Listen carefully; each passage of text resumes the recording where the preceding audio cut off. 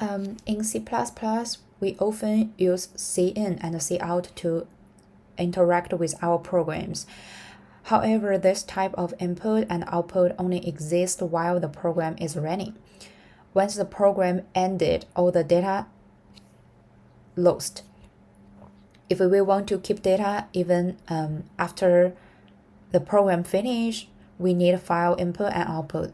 File input or output means writing data to a file or reading data from a file.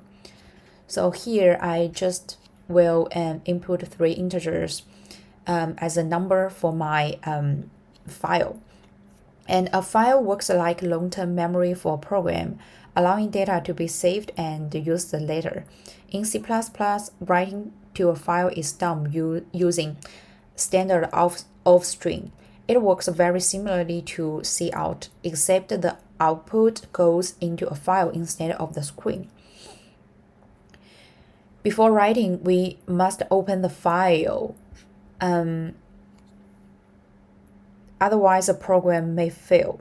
After the data is written and the file is closed, we can read the data using the standard if string. If string works like cin, but the input comes from a file rather than the keyboard. One of the most common problems in file input and output is that a file doesn't exist or the file path is incorrect. This is why we must always check whether a file was opened successfully when reading from or writing to a file.